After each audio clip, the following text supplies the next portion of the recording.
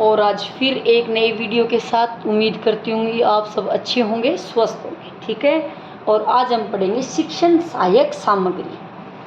शिक्षण आपको पता यही था। ठीक है, शिक्षक विद्यार्थी और पाठ्यक्रम के मध्य जो प्रक्रिया होती है उसको हम कहते हैं शिक्षण। सहायक मतलब हेल्प, सामग्री मतलब चीज़, यानी कि शिक्षण में काम में आने वाली वह सामग्री जिससे हमारा शिक्षण रोचक बन जाता है, सरल बन जाता है, प्रभावी बन जाता है और प्राप्त ज्ञान स्थायी हो जाए। ठीक है, तो उनको हम क्या कहेंगे? शिक्षण सहायक सामग्री। ठीक है, अधिगम को अधिकतम मात्रा तक करवाने या सरलतम प्रकार से अधिगम मात्रा तक करवाने में स्थायी अधिगम करवाने के लिए जिन संसाधनों का उपयोग करना होता है उन्हें हम कहते हैं शिक्षण सहायक सामग्री।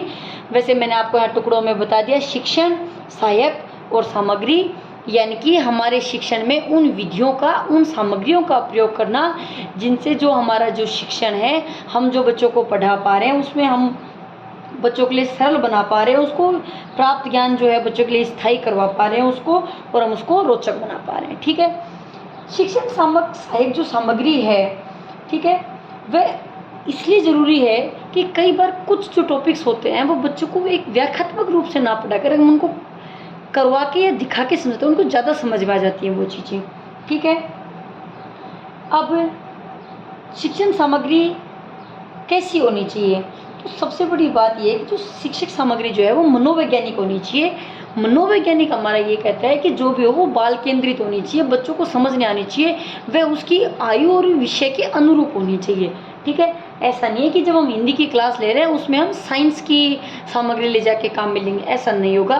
ठीक है, तो सबसे पहले जो सामग्री है वह हमारी मनोवैज्ञानिक होनी चाहिए, रोचकपूर्ण होनी चाहिए। अगर रोचक नहीं होगी तो बच्चा उसको देखेगा नहीं, जब तक बच्चा उसको देखेगा नहीं तो बच्चे में उसके लिए इंटरेस्ट नहीं होगा, और इंटरेस्ट नहीं होगा तो बच्चा उस चीज़ को वापस नहीं सीख पाएगा।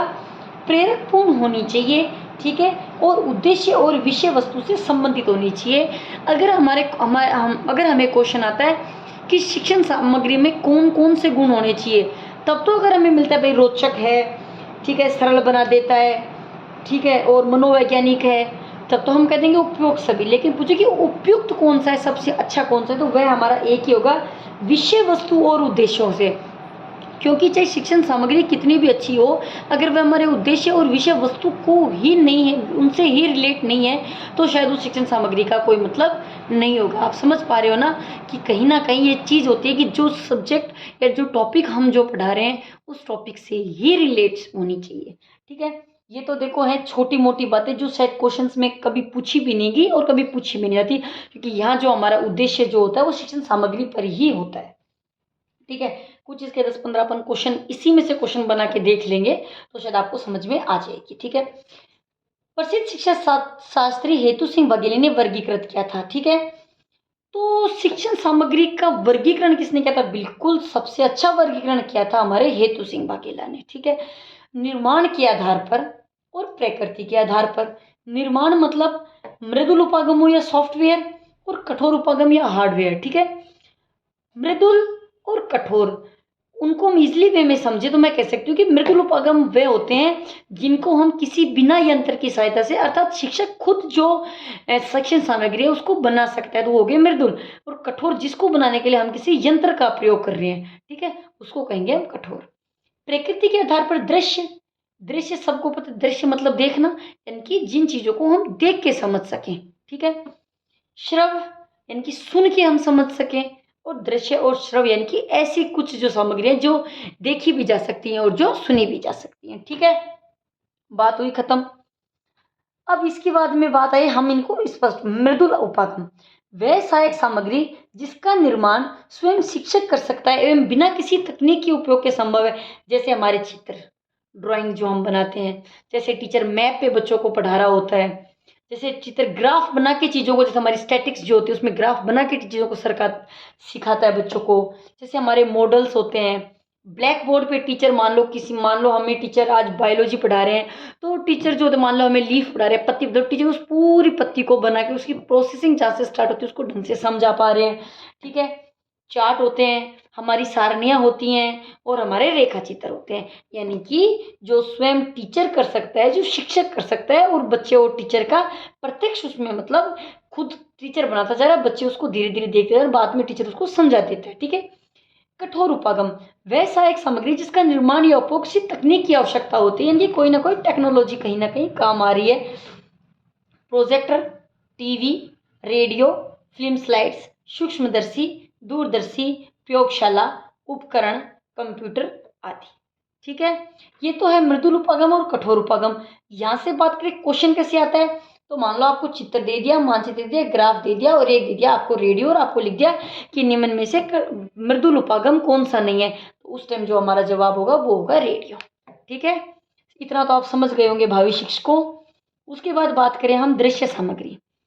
ऐसी सहायक सामग्री जो केवल मतलब दिखाई देने के आधार पर ही हम अधिगम को प्राप्त कर सकते हैं। ठीक है। हमारी भाषा में ऐसी सहायक जो केवल दृश्य के माध्यम से दिखाई देने के आधार पर अधिगम की मात्रा को बढ़ाती हैं, जिन्हें हम देख कर सीख सकते हैं।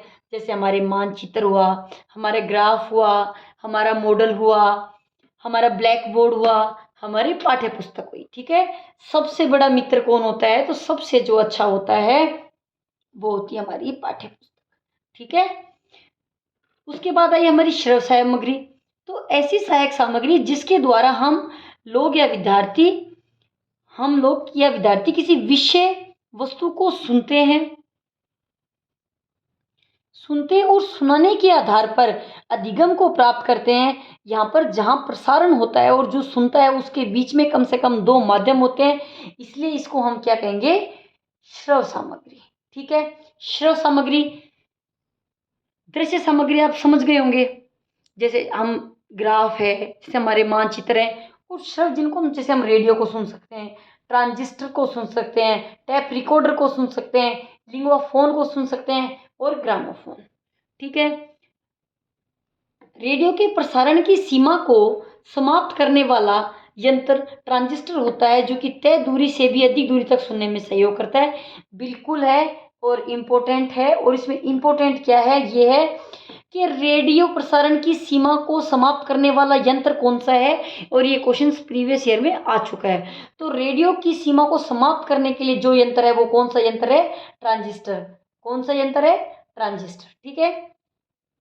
उसके बाद हमारा क्वेश्चन है, टैप रिकॉर्डर वह संसाधन है जिसके द्वारा हम आकाशवाणी या रेडियो से प्रसारित होने वाले कार्यक्रमों का प्रसारण समय सीमा के समय रिकॉर्डिंग के माध्यम से सुरक्षित कर लिया जाता है, और बाद में अपनी स्वेच्छा से कभी भी, या रिकॉर्डिंग की बात आ जाएगी वहाँ पर आराम से समझ जाओगे, क्योंकि आजकल सबके पास फ़ोन है और सब कहीं भी जाते हैं तो सबसे पहले वीडियो रिकॉर्ड करते हैं, कोई भी जा रहे हैं, सब चीज़ों का तो वो एक रिकॉर्डिंग है, और जब हमारा मन होता है हम उसको देख पाते हैं। ठीक है। तो लेकिन ये क्वेश्चन अच्छा है, काफ़ी अच्छा क्वेश्चन है कि रेडियो प्रसारण की सीमा को समाप्त करने वाला यंत्र कौन सा है, तो वो यंत्र है हमारा भैया ट्रांजिस्टर। ठीक है। द्रव्य सामग्री कौन सी है, श्रव्य सामग्री हमने अलग से देख ली है, दृश्य हमने अलग से पढ़ लिए हैं, radio, transistor, tape recorder, linguaphone, gramophone. दृश्य श्रव्य सामग्री जिन्हें हम देख भी सकते हैं और जिन्हें हम सुन भी सकते हैं। ठीक है। तो वह कौन कौन सी हैं, जैसे हमारी टीवी है, जैसे हम मूवीज़ देखते हैं, जैसे हमारी वीडियोस, जैसे हमारी शादियों के वीडियो होते हैं, या फिर हमारे फ़ोन में जो वीडियो बनाते हैं वो होते हैं, जैसे हमारे कंप्यूटर होते हैं, जैसे हमारा चलचित्र होता है, जैसे हमारे वीसीआर है, ओएचपी है, ओवरहेड प्रोजेक्टर है, रंगमंच है, समझ गए होंगे आप, जैसे छोटे छोटे मतलब बच्चों को सिखाने के लिए, जैसे हमारे रामायण टाइप से जो होते हैं वो। ठीक है। कठपुतली है, जैसे हमारे उदयपुर में होती है। ओएचपी हो गया, मेला आदि। अगर ये इनकी बात करें, मेला आदि, तो ये हमारे विज्ञान के नवाचार में कहीं ना कहीं ढंग से काम आते हैं। ठीक है। उसके बाद हम बात करें निर्माण के आधार पर शिक्षण सहायक सामग्री कितने प्रकार की होती है, तो निर्माण के आधार पर होती है दो प्रकार की। कौन सी, मृदुल और कठोर। एक बार फिर से बताऊं तो मृदुल कौन सी होती है, जिन्हें शिक्षक बिना किसी यंत्र की सहायता के बना सकता है। ठीक है। जैसे हमारा ग्राफ, जैसे हमारा चित्र, जैसे हमारे चार्ट, जैसे हमारे मानचित्र। कठोर जिन्हें किसी यंत्र की सहायता से, जैसे हमारे स्लाइड्स होती हैं, ओवरहेड प्रोजेक्टर होते हैं वो। ठीक है। प्रकृति के आधार पर तीन प्रकार की होती है, बिल्कुल ये दो, दृश्य श्रव्य, और दृश्य और श्रव्य। ठीक है। दृश्य को हमने जिन्हें हम देख सकते हैं, श्रव्य जिन्हें हम सुन सकते हैं, दृश्य जिन्हें हम देख और सुन दोनों सकते हैं। मृदुल शिक्षण सामग्री के उदाहरण बताओ। तो मैंने आपको बताया था कि जब शिक्षक जो स्वयं कोई सामग्री को बना सकता है, तो जैसे चित्र, जैसे वो ग्राफ बना सकता है, जैसे वो मानचित्र बना सकता है, जैसे वो कुछ चित्र बना सकता है, ये चीजें। रेडियो के प्रसारण की सीमा को समाप्त करने वाला यंत्र कौन सा होता है? तो मैंने यहाँ पे बताया था आपको कौन सा होता है, ट्रांजिस्टर। ठीक है, मोटा मोटा तौर पे देखें इसको तो इसमें क्वेश्चन ऐसे हो सकता है कि मान लो आपको श्रव्य और दृश्य सामग्री में, मेन तो क्वेश्चन यहीं से उठता है कि मान लो इसमें बोल दिया कि निम्न में से श्रव्य दृश्य सामग्री में सम्मिलित नहीं है। ठीक है, तो मान लो आपको दूरदर्शन दे दिया, वीडियो टेप दे दिया, डॉक्यूमेंट्री फिल्म दे दिया, टैप रिकॉर्डर दे दिया। ठीक है, अब उसने पूछा कि श्रव्य और दृश्य सामग्री में सम्मिलित नहीं है, तो हमारा दूरदर्शन टीवी वो भी होता है, वीडियो टेप भी होता है, डॉक्यूमेंट्री, लेकिन जो हमारा टैप रिकॉर्डर है वो हमने कहाँ पढ़ा है, श्रव्य सामग्री में। मैंने आपको बताया था सहायक सामग्री क्यों आवश्यक होती है, इससे जो हमारा शिक्षण होता है वो रोचक हो जाता है, सरल बन जाता है, स्थायी ज्ञान प्राप्त होता है। ठीक है, मान लो सर्वाधिक प्रभावशाली शिक्षण सामग्री किसको मानते हैं? तो सर्वाधिक जो प्रभावशाली शिक्षण वो होती है तुम्हारी डायरेक्ट जो एक्सपीरियंस बच्चा, यानी कि बच्चा जो करके सीखता है वह ही सबसे अच्छी विधि है। अगर इन सब में से पूछा जाए सबसे सहायक अच्छी विधि कौन सी है, तो जब बच्चा खुद जो करके सीखता है उसको हम कहेंगे हमारी सबसे अच्छी विधि। ठीक है, कुछ क्वेश्चन इसमें ऐसे बन सकते हैं, वह यंत्र कौन सा था जिसके द्वारा चित्र छोटे बड़े करके पर्दों के ऊपर डाले जाते हैं। ठीक है, तो मान लो उसमें 4 ऑप्शन दे दिए, तो उस टाइम मान लो हमारे पास लिंगुआ फोन है या ग्रामोफोन है, टेलीविजन है, तो टेलीविजन पे कोई पर्दे नहीं डाले जाते, तो इसका जो होगा वो होगा हमारा मैजिक लाल। कौन सा, मैजिक। ये मैं लिख देती हूँ, प्रीवियस ईयर का क्वेश्चन है ये। छोटे चित्र बड़े करके पर्दे के ऊपर प्रदर्शित किए जाते हैं। ठीक है,